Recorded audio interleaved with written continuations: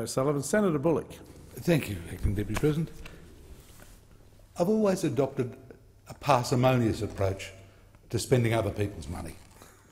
For over 20 years in the union, I didn't carry business cards, reasoning that anyone who wanted to see me knew who I was. Anyone that I wanted to see had taken my word for it, and that the union would be better placed by saving on the printing cost. In my current role, I fly economy, I drive my own car in Perth, I bought another one for Canberra, so that when I occasionally give talks in Sydney or Melbourne, I can travel and stay at my own expense. I've never booked a Comcar. I've told my party and committees that I'm not available for international travel at the expense of the Commonwealth or anyone else. I'm aware that this approach is not one commonly adopted. In particular, I note that it's not an approach adopted by the member for Cowan, Mr Luke Simpkins, as reflected in the report of the Weekend Australian of the 23rd and 24th of January, with reference to business class travel by Australian politicians and their wives to Azerbaijan, paid for by what the Australian calls the repressive former Soviet Republic.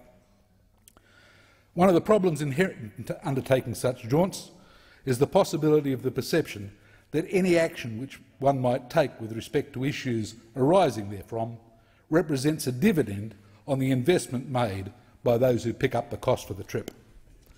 Indeed, the Australian refers to the Azerbaijani investment paying dividends in Parliament, with Liberal MP Luke Simpkins using a question in Parliament to condemn as, quote, illegal occupation the establishment of Nagorno-Karabakh, particularly when, according to the Australian, Mr Simpkins' electorate of Cowan is home to a grand total of 4 Azeri-born residents.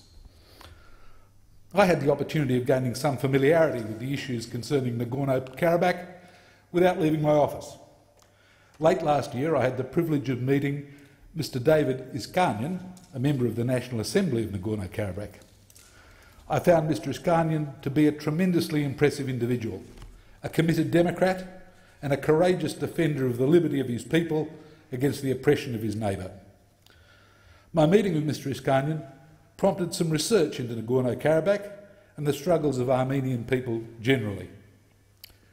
In 301 AD, 11 years before Constantine famously saw the vision of the cross of Christ on the Milvian Bridge, King Tiridates III of Armenia was converted to the Christian faith by the preaching of St Gregory the Illuminator, and the Kingdom of Armenia became the first Christian nation. Before his death in 331, St Gregory had also brought the Christian faith to the region of Nagorno-Karabakh. His grandson, St Grigoris, is buried in the 4th century monastery of Amaris, which still functions today as a primary centre of the Armenian Apostolic Church. Through 1700 years, the people of Nagorno-Karabakh have maintained their Christian faith and their Armenian identity despite long periods of subjection to Islamic, Turkish and Persian Khans. On the 24th of April 1915, the day before the Anzacs landed at Gallipoli, the Ottoman Empire commenced a genocide of its Armenian subjects, resulting in the deaths of some 1.5 million Armenians. In the early 1920s, the newly independent Republic of Armenia, which included the region of Nagorno-Karabakh, was faced with a joint attack by Soviet Russia and Turkey. Fearful of Turkish occupation, Armenia reluctantly decided to accept Sovietisation.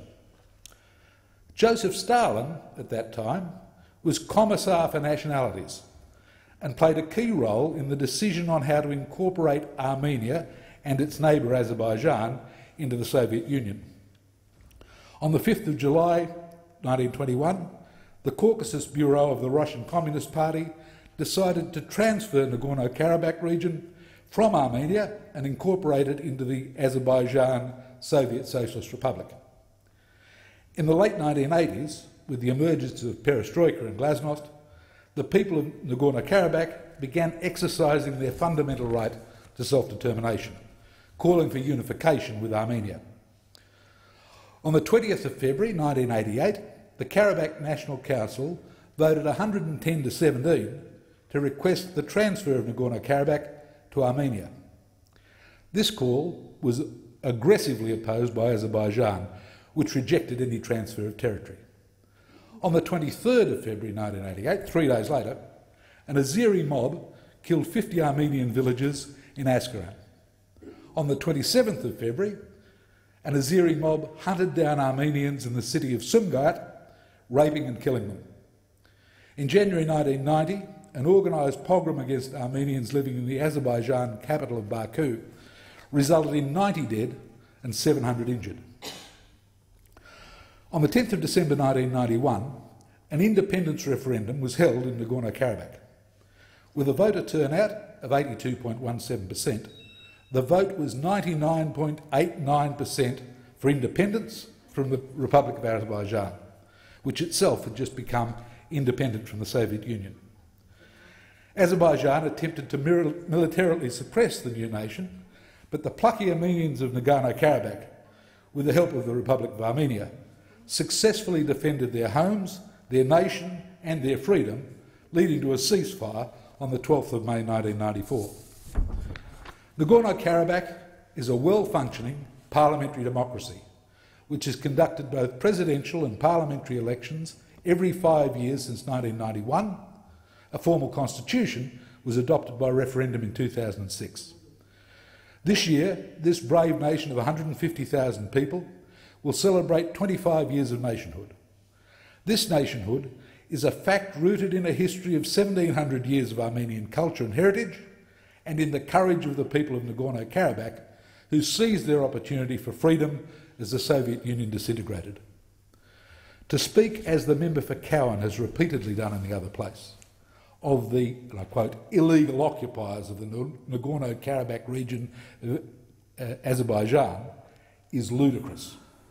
How can a people who have lived continuously in this region for centuries illegally occupy their own land?